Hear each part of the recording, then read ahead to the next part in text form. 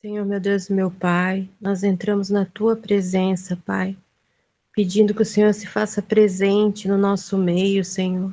Nós estamos aqui para Te ouvir, para aprender da Tua palavra, Senhor. Por isso te pedimos, Senhor, que o Senhor fale conosco nessa noite através da Tua palavra, que o Senhor nos ensine, que o Senhor nos guie, nos dê orientação, que nós possamos nos fortalecer na Tua palavra, Pai querido. Abençoa cada pessoa que entrou nessa live, Pai, que não seja apenas uma reunião virtual, mas que seja uma reunião espiritual, guiada pela Tua voz. Usa o Teu servo nessa noite, Pai, nos abençoa. É assim que eu oro, no nome santo de Jesus. Amém. E ao anjo da igreja que está em Filadélfia, escreve: Isto diz o que é santo, o que é verdadeiro, o que tem a chave de Davi, o que abre e ninguém fecha, e fecha e ninguém abre. Nós vemos aqui a saudação do Senhor, nós vemos como ele se apresenta, ainda há pouco a gente leu como ele se apresentou em cada igreja, dizendo quem ele era, e para a igreja de Filadélfia, ele diz que ele é santo, que ele é verdadeiro, e ele diz que é ele que tem a chave de Davi. O que abre e ninguém fecha, e fecha e ninguém abre. O livro do Apocalipse, ele tem uma linguagem, às vezes, muito figurativa, e para algumas pessoas com muitos mistérios, e essas pessoas, às vezes, têm uma certa dificuldade na leitura e na compreensão dessa mensagem. E por que é interessante Apocalipse? Porque ele te chama, ele te faz um convite para se aprofundar na palavra do Senhor. Ele chama você para que você possa compreendê-lo, a você ler o restante da palavra do Senhor. Assim como na carta anterior, em que ele diz que ele era os 7 Espíritos de Deus, e que nós dizemos, você quer entender isso? Vai lá em Isaías 11:2 que você vai descobrir. Ou seja, eu preciso ler para poder entender a revelação do Senhor a João, que não foi só para aquela igreja. Queridos, o número 7 é chamado o número perfeito. Por isso que o número 7 é utilizado em campanhas, em atividades religiosas, é tido como o número da perfeição. E foi por isso que o Senhor resolveu fazer o registro dessas 7 cartas. Não tinha só 7 igrejas na Ásia, tinham mais. Mas ele registrou somente 7, porque 7, além de ser perfeito, ele é completo. Ele passa essa visão de completude. Então a mensagem, ela é uma mensagem completa e atemporal. Ela não é só para aquela igreja. O nosso estudo, para que você compreenda, quando você for ouvir um sermão a respeito de Apocalipse, inicialmente é para a aplicação daquela época. E depois, na segunda parte, a gente traz para a aplicação dos nossos dias. Então a pergunta que se faz é: o que é a chave de Davi? Para que eu possa entender essa saudação do Senhor para aquela igreja. A resposta disso a gente vai encontrar lá em Isaías 22:22. Lá nós vemos o profeta Isaías sendo orientado pelo Senhor a colocar em um servo chamado Eliaquim toda a vestimenta e o símbolo de poder que existia no reino de Judá, que estava numa eminência de guerra, para que naquela figura em Eliaquim fosse colocado que aquele é que tinha o poder de abrir portas ao rei, ao reinado, de fechar portas ao reinado, que tinha um poder total. Então, quando o Senhor Jesus fala que ele é que tem a chave de Davi, a mensagem que ele quer passar para aquela igreja em Filadélfia é o seguinte: eu sou o rei messiânico, eu sou o Messias, eu sou aquele que foi reverido em todas as promessas feitas ao povo de Davi, aos descendentes de Davi. Além de eu ser esse já falado pelos profetas, eu sou aquele que tem o poder. Eu sou aquele que tem o poder para abrir e ninguém fecha, eu sou aquele que tem o poder para fechar e que ninguém abre. Então o Senhor estava reafirmando a sua origem, ele estava reafirmando todas as profecias a despeito dele, e por isso ele usa essa linguagem. A gente tem que lembrar que o Senhor estava falando a um povo eminentemente judeu, que tinham noção e estudavam muito a Bíblia ou os relatos judaicos daquela época. Então eles valorizavam muito os registros dos profetas. Por isso que o Senhor faz sempre menção a despeito do que os profetas haviam escritos. Era uma forma dele testemunhar, dele comprovar quem ele era.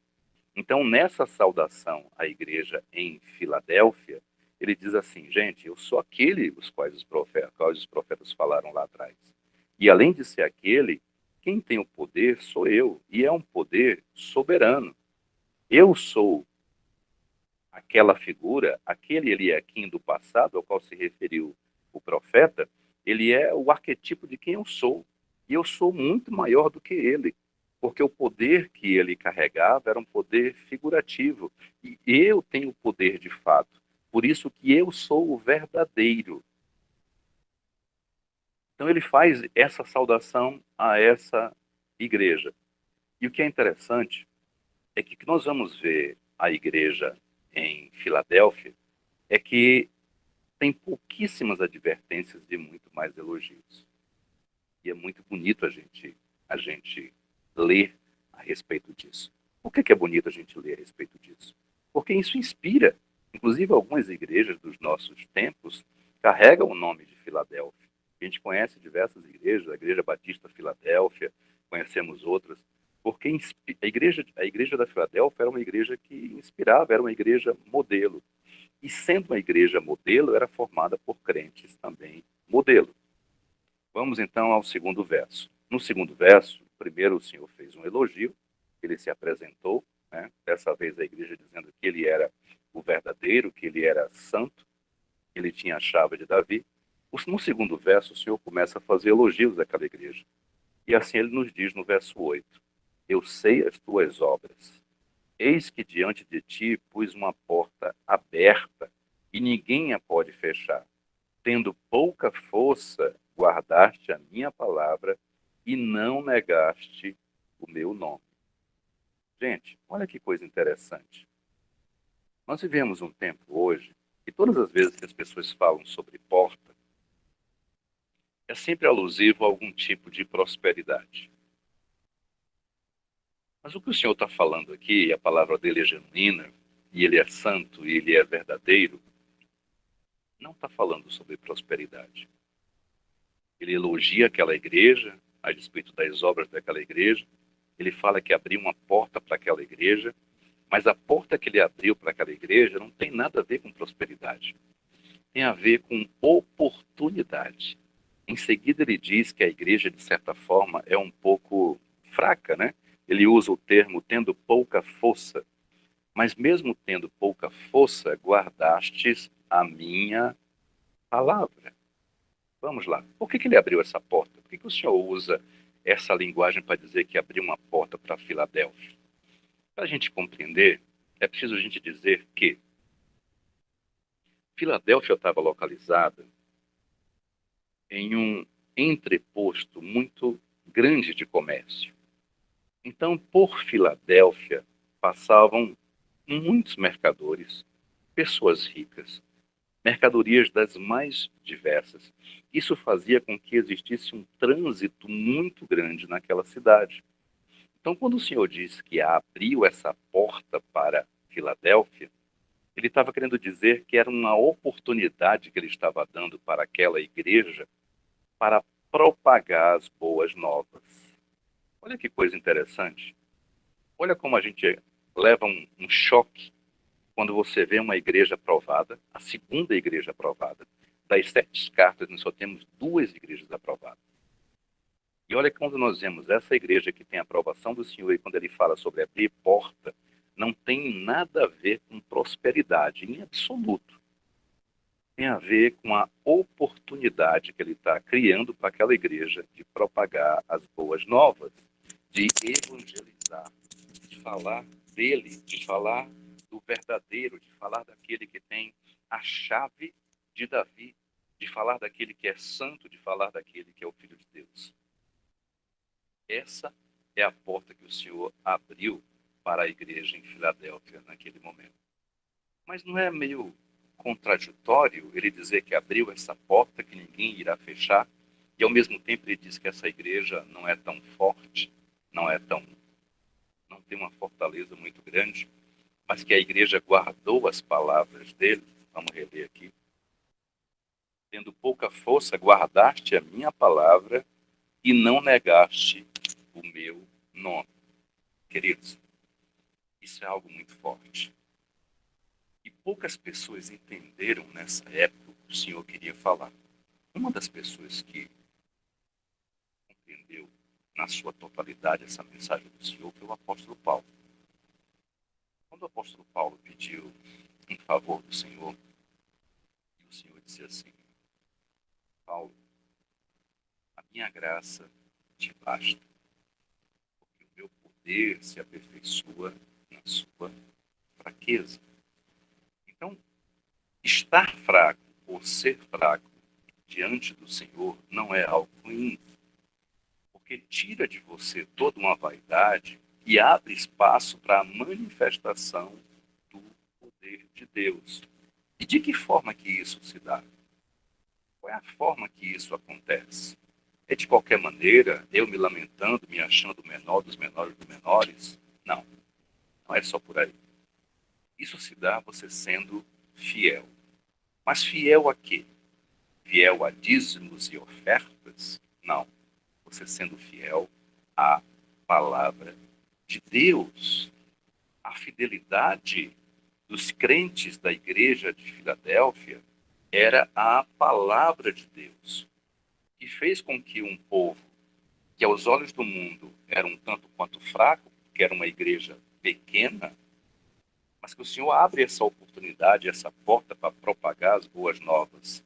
E eles fazem isso, mesmo não sendo fortes, é porque foram fiéis à palavra de Deus, é porque guardaram a palavra de Deus.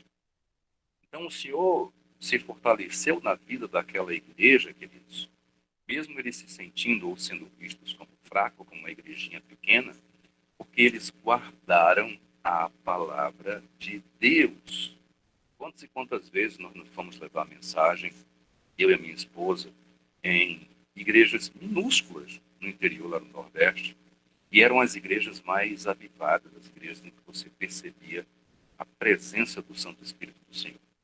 Nós já tivemos a oportunidade de levar mensagem, palavras, para um grupo de mais de 2.000 pessoas, e que a gente percebia que aquelas pessoas estavam lá só para fazer volume, boa parte delas.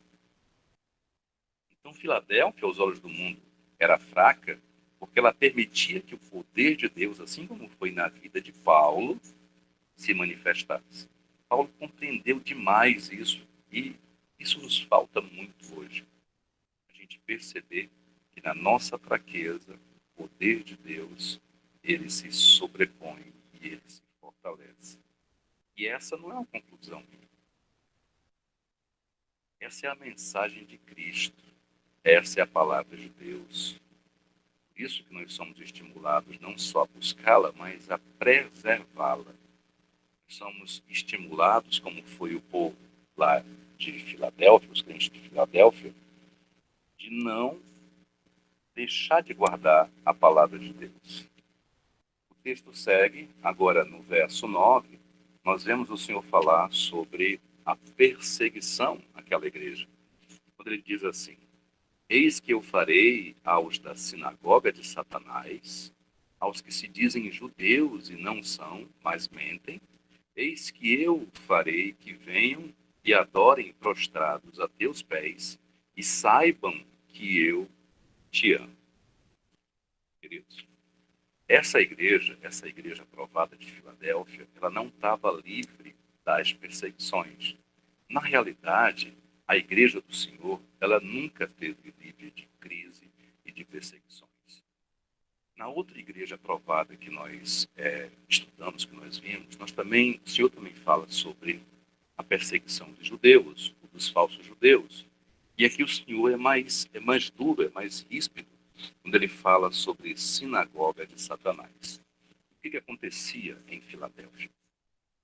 Nos evangelhos, você vai ver que o Senhor ele ministrava nas sinagogas, ele ministrava nos templos, dado ao conhecimento que o Senhor tinha do que era divino. Quando a igreja iniciou, após o advento de Pentecostes, criou dentro do judaísmo uma certa animosidade com aquele movimento que começou, que eram os seguidores do Senhor Jesus. Os judeus não reconhecem o Senhor como Messias. Para os judeus, até os nossos dias, o Senhor Jesus não é o Cristo, ele não é o Salvador. Então, se você for em Israel, e aconselho que se você puder ir, você vá, mas você vai comprovar que para os judeus, o Senhor Jesus não tem nenhuma divindade.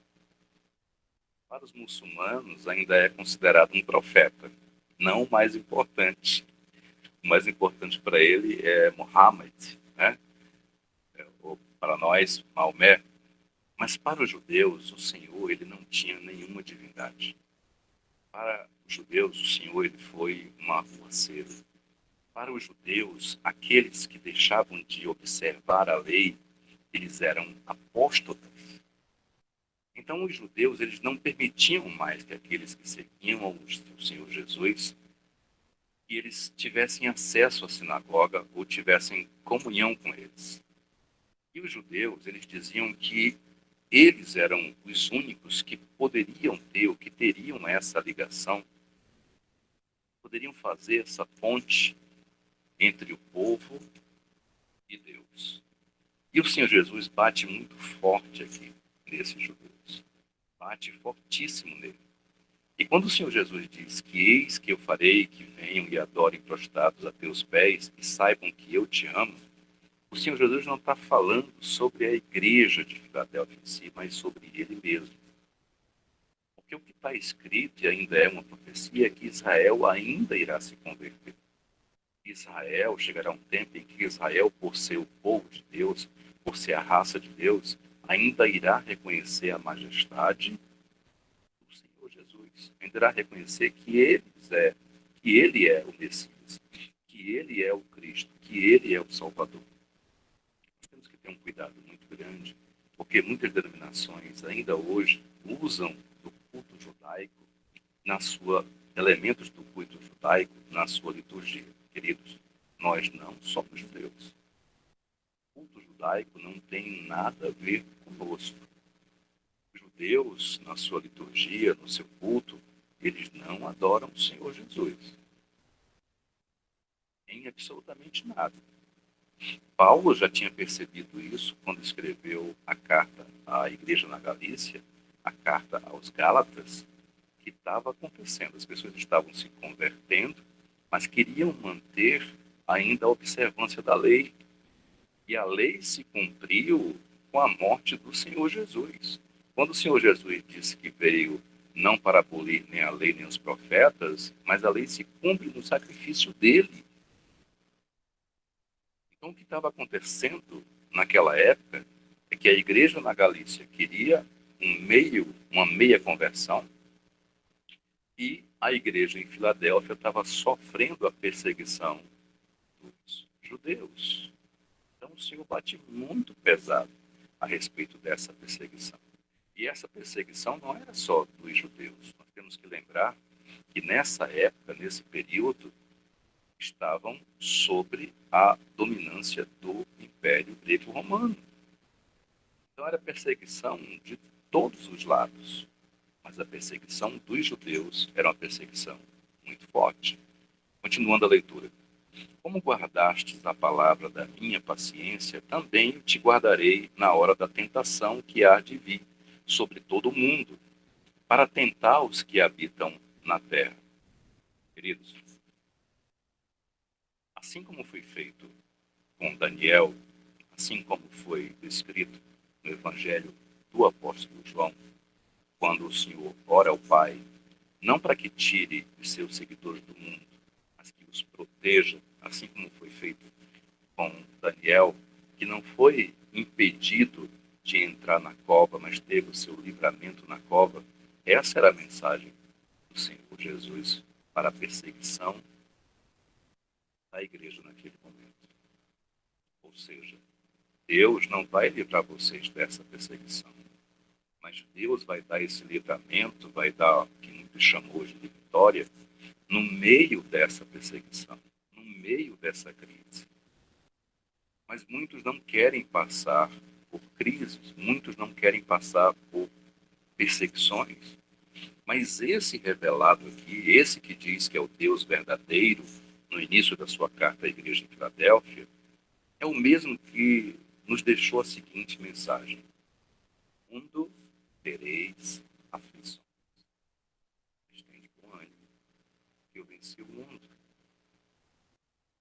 Outras promessas para nós, os cristãos, foi o Senhor que fez. A felicidade do cristão, querido, não muda por vir, são nas promessas do Senhor. Porque em todas essas cartas, o Senhor faz advertências, mas ele sempre termina fazendo uma promessa. Vamos ver no final dessa carta. Continuando a leitura. O Senhor, então, fala sobre a perseguição da igreja. E agora o Senhor traz uma curta exortação, no bom sentido da palavra à igreja. Nós vamos ler no verso 11, que diz assim: Eis que venho sem demora. Guarda o que tens, para que ninguém tome a sua coroa. O que o Senhor está dizendo aqui é o seguinte, gente. E isso é muito interessante. Porque o Senhor não está dizendo para a igreja perseguir uma coroa. Ele está dizendo que ela já tem essa coroa. Ele está dizendo para que ela guarde o que ela já tem. E o que é que essa igreja tem, queridos? Ele falou ainda há pouco. É a palavra dele. O que essa igreja tem é a palavra dele. A curta exortação que o Senhor faz a essa igreja é que ela guarde a palavra dele. Na igreja anterior, em Sardes, a igreja não acreditava logo na vinda do Senhor. Então ela dizia que não era necessário viver como se o Senhor pudesse voltar a qualquer momento. E ele traz aqui essa lembrança, ele diz assim, ó: Eis que venho sem demora. Lembrando que o tempo do Senhor não é o mesmo que o nosso. O Kairos de Deus é bem diferente do nosso. Eis que venho sem demora. Guarda o que tens. O que essa igreja tinha? Tinha a palavra do Senhor. As consequências dessa palavra é que são as suas obras.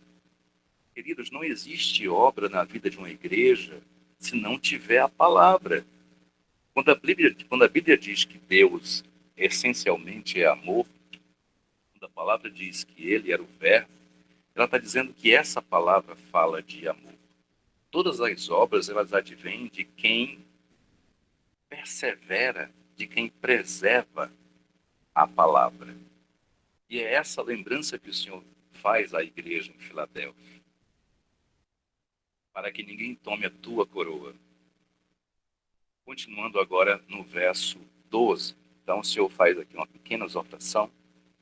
Nós vamos já finalizar no verso 12, em que o Senhor começa aqui a fazer a promessa. Diz o seguinte: A quem vencer, eu farei coluna do templo do meu Deus, e dele nunca sairá.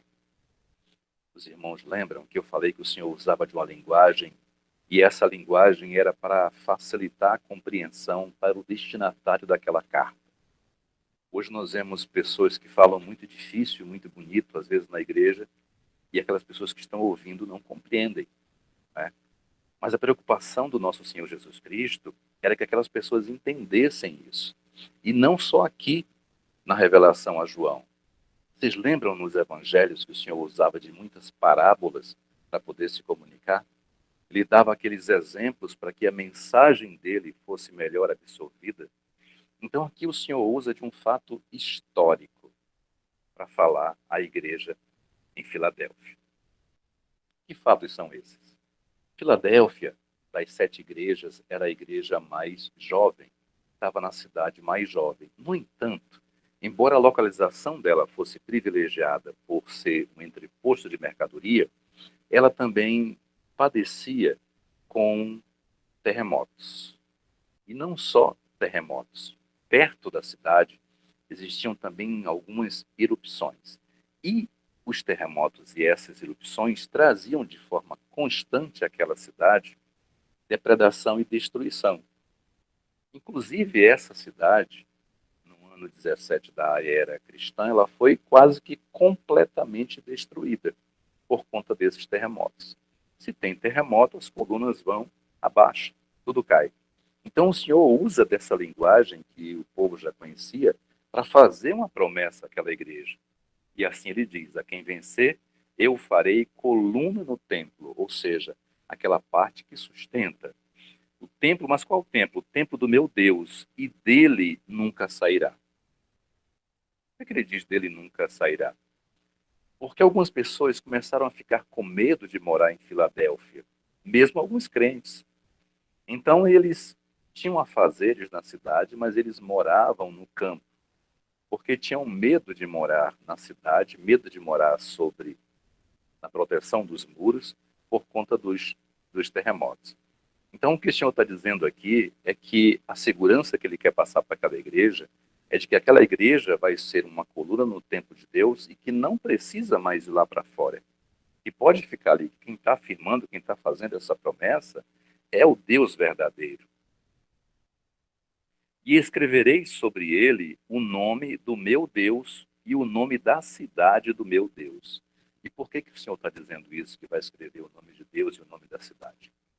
Quando Filadélfia foi destruída no século 17 da era cristã, no ano 17 da era cristã, perdão, a cidade foi reconstruída com a ajuda do Império. E em homenagem ao imperador, a cidade começou a mudar de nome, para homenagear o imperador. Então, o que o Senhor está dizendo aqui é que ele vai escrever o nome de Deus, porque Deus é que é o mandatário de tudo. É ele que tem o poder. O poder de um imperador é um poder terreno e temporário. Então, o que o Senhor está fazendo uma promessa àquela igreja é que não vai ter mais essa história de destruir, reconstruir. Ele vai colocar o nome de Deus, não vai ter nome de imperador, não vai ter homenagem ao imperador de sobremaneira. Vai ser o nome de Deus. Quando ele fala da cidade, ele está falando de quem, gente? Ele está falando do Sião Celestial. Ele está falando da Jerusalém eterna. Quando ele diz a nova Jerusalém, que desce do céu do meu Deus, e também o meu novo nome. O que o Senhor está querendo dizer com o meu novo nome?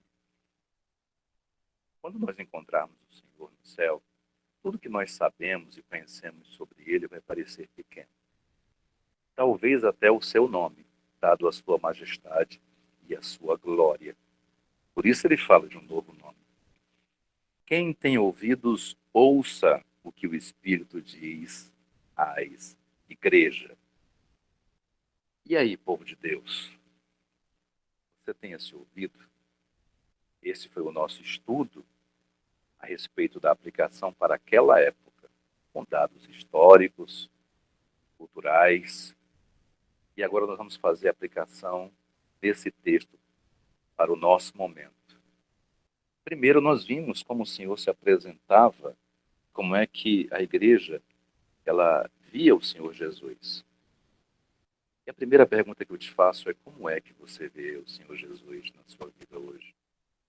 E é importante eu te fazer essa pergunta porque ela está muito ligada da forma que o Senhor foi apresentado a você. Porque é com tristeza que eu falo que a maioria das vezes em que o Senhor é apresentado a você, ele é apresentado tão somente como aquele que é capaz de te abençoar. E você começa a conhecer um Deus, você começa a conhecer um Salvador, não pela sua obra salvífica, não pelo seu sacrifício, mas você começa a conhecer um ser que pode tão somente te abençoar. E é interessante que, como você não conhece muito bem a Cristo na sua profundidade, às vezes esse Cristo, ele não ele não vai te ouvir. E alguém pode chegar e dizer assim, mas o senhor está querendo me dizer que ele não ouve toda a oração? Sim, é isso que eu estou querendo te dizer. Porque a tua pergunta, às vezes, é por que Deus não me ouve? Porque eu vou à igreja, porque eu coopero com a obra do Senhor, mas por que Deus não me ouve? Por que o Senhor não ouve as minhas orações? Por que o Senhor não ouve as minhas petições? Você conhece a Cristo? Cristo se revelou a cada igreja aqui em Apocalipse, e ele se revela a você todos os dias. Você abriu seus olhos, você teve o privilégio de colocar o seu pé no chão, de abrir os seus olhos. Cristo está se revelando a você. Mas quem é que você busca conhecer? É o Senhor abençoador ou são as bênçãos desse Senhor? Porque se eu estou fazendo tudo direitinho, ou se eu acho que eu estou fazendo tudo direitinho, se eu professo uma fé, e mesmo assim eu não ouço a voz de Deus na minha vida, o que está acontecendo? A palavra do Senhor diz que ele não se nega a ouvir um coração contrito. E sabe quando é que o nosso coração fica assim, contrito, apertado? Não é quando nós estamos em um sofrimento, não é quando alguém nos machuca. É quando nós compreendemos o que ele fez por cada um de nós. O nosso constrangimento é tão grande, é tão grande, tão grande, que a gente fica ali como se estivesse amargurado, envergonhado, em saber que toda a ira que era para vir sobre nós, ele levou sobre ele. Em saber que agradou ao Pai moê-lo na cruz. Em saber que sobre ele foi toda a humilhação que deveria vir sobre mim. Em saber que ele foi morto em um madeiro com a pior morte que existia na época, a morte da cruz. Em saber que ele teve a sua nudez exposta. Em saber que ele teve sobre a sua coroa, sobre a sua cabeça, uma coroa de espinho.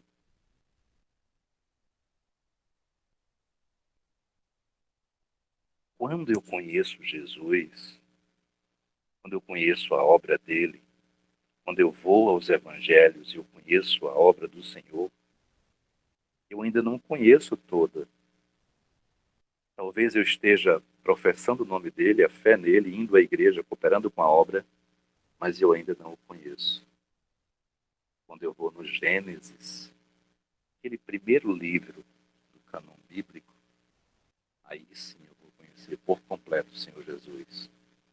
Eu vou entender, eu vou ter a compreensão do seu sacrifício.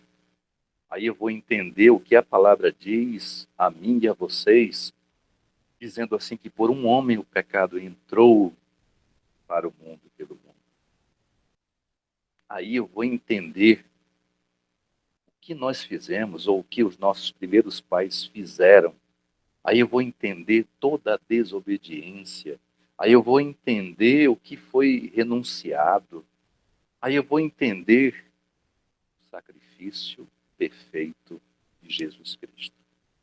Quando eu entender isso, aí quando eu for orar a Ele, por mais que eu faça petições particulares, egoístas a mim, mas eu vou entender o sacrifício dele e eu vou estar com o meu coração contrito. Percebem? Aquela igreja era uma igreja perseguida. Talvez você passe por perseguição de forma individual. Talvez essa perseguição seja no teu ministério, no teu trabalho. Talvez a perseguição seja do teu esposo que saiu de casa, de toda a sociedade que te cobra por um relacionamento que temporariamente está separado. Talvez a tua perseguição seja o repúdio do teu cônjuge, talvez a tua perseguição seja da OM. Eu não sei qual é a tua perseguição. O que eu sei é que o cristão, ele vive sempre em crise, como vivia essa igreja. Mas essa igreja conseguiu enxergar o Deus verdadeiro, o santo. Essa igreja ela perseverou conservando a palavra de Deus. Essa igreja teve suas promessas pela conservação dessa palavra. Essa igreja foi elogiada pelo Senhor Jesus porque ela o conhecia. E será que você o conhece? Se você respondeu agora que você o conhece, eu louvo a Deus pela tua vida. Mas talvez você tenha feito uma outra pergunta.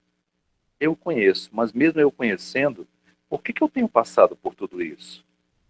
Por que eu estou passando por tudo isso? Porque essa pergunta ela é comum. E vejam os irmãos, ela não é só comum no meio de quem está sofrendo. As pessoas olham às vezes para a liderança, olham para os pastores e acham que os pastores não têm problemas ou dificuldades. Mas nós vemos nessa igreja, na igreja de Filadélfia, que era um exemplo, que foi um modelo de igreja modelo, de crente modelo, que o próprio Senhor Jesus disse assim, olha, eu tenho uma tarefa para vocês aí, eu abri uma porta para vocês, mas vocês são um pouco fracos. Quando você perceber, ou quando você descobrir, ou quando você entender o que o apóstolo Paulo entendeu, que é na sua fraqueza que o Senhor se fortalece, talvez você não vai se lamentar tanto por um momento de fraqueza. Talvez você não vá se lamentar tanto pelas noites de choro, pela solidão, pelo repúdio, pelas humilhações, porque nesse momento o Senhor se fortaleceu, porque foi aí que você o buscou.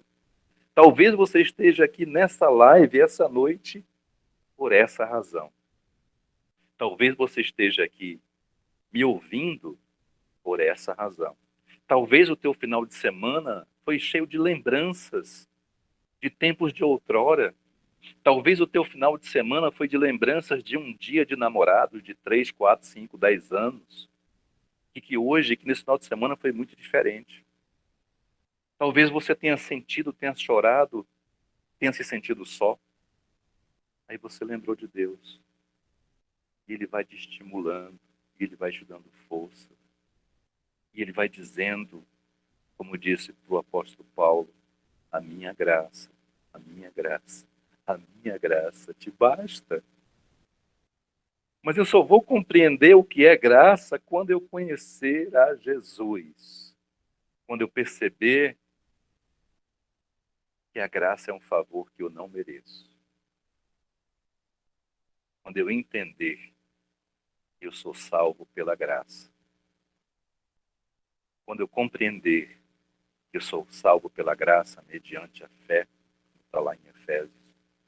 Quando eu compreender que essa fé não vem de nós, é dom divino.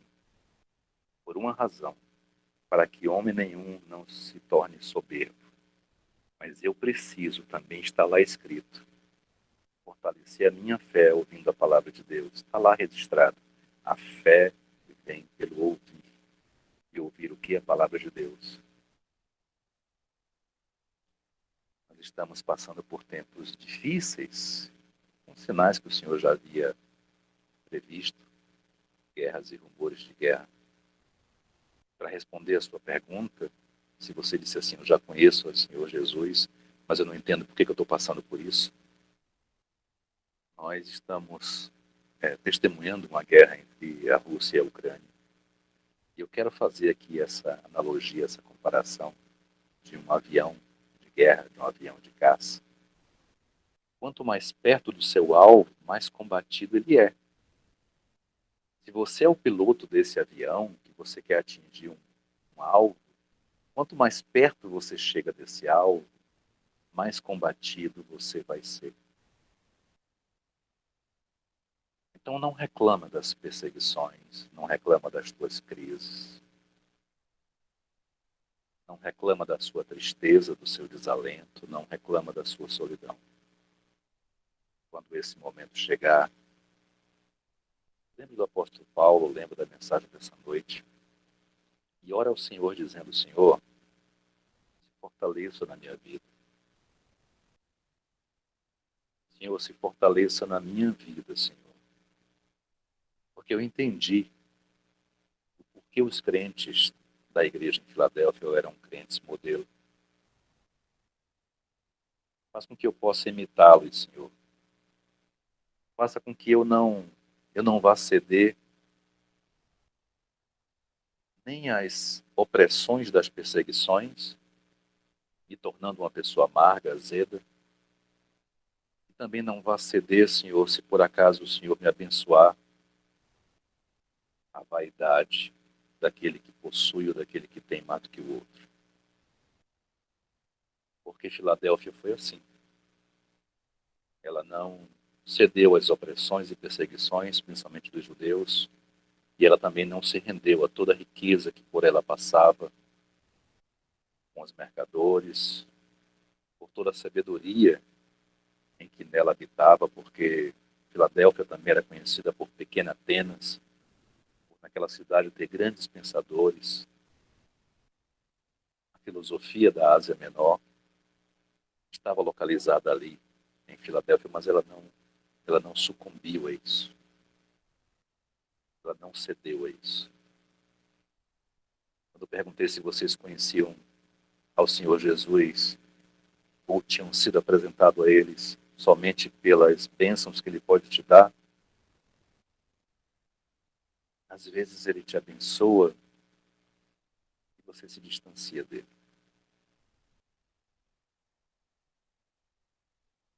Às vezes Ele supre uma necessidade e ao invés de você, por isso, render graças, você se distancia dele.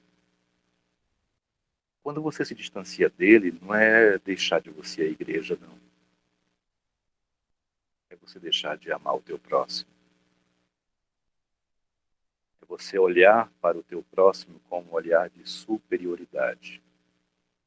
É você esquecer que o bom pastor lavou os pés dos seus discípulos. E o bom pastor disse que o Filho do Homem não tinha vindo para ser servido e sim para servir. O maior exemplo de amor que alguém pode dar, quando ele deu a sua própria vida. Talvez com isso você entenda que a palavra diz que Deus amou o mundo de tal forma a dar a vida do seu Filho unigênito. Se você é pai, se você é mãe, eu vejo aqui a irmã Solange, tem muitos filhos, e ela sabe o que é a dor de você ter um filho doente. Quem já teve a perca de um filho, quem já conhece uma mãe que perdeu um filho, no caso a minha mãe já perdeu 2 filhos, sabe o quanto isso é doloroso. Talvez com essa mensagem você venha entender que Deus amou o mundo de tal maneira que deu o seu único filho. Eu vou pedir para minha filha colocar aqui um louvor para a gente encerrar esse nosso encontro de hoje. Para que a gente possa entender que às vezes, mesmo estando dentro da igreja, nós não conhecemos a Cristo. Deus, maravilhoso e eterno Pai, Senhor da glória, graça te damos, Jesus, por mais uma oportunidade de poder, Senhor, estar participando, meu Deus, deste banquete espiritual, a qual o Senhor tem, meu Deus, usado o teu servo, pastor Ebeli, meu Deus, com esse estudo, com tudo, Senhor, que o Senhor tem dado ao teu servo, para edificar, Senhor, a minha vida, como as demais vidas, Pai, que estão escutando essa live. Senhor, eu te peço que a mão do Senhor esteja estendida sobre a vida do teu servo, do lado do seu servo, sobre a vida de todos aqueles, meu Deus, que participaram conosco, Senhor, ouvindo e aprendendo da tua palavra. Toma a vida de cada um aqui nessa live, Senhor. Guarda os lares. Entra, meu Deus, com providência. Senhor, abençoando, meu Deus, a vida espiritual de cada um, a vida financeira de cada um. Meu Deus, todas as áreas das nossas vidas. Senhor, muito obrigado, meu Deus, por esta oportunidade que tenho eu de aprender com teu servo a tua palavra. Guarda, Senhor, a família do teu ungido, guarda os projetos do teu servo, meu Pai, que o Senhor cada dia use como instrumento nessa terra para edificar, meu Deus, todas as vidas que assim o escutarem. Assim, Deus, eu te peço e te agradeço em nome do Senhor Jesus. Amém.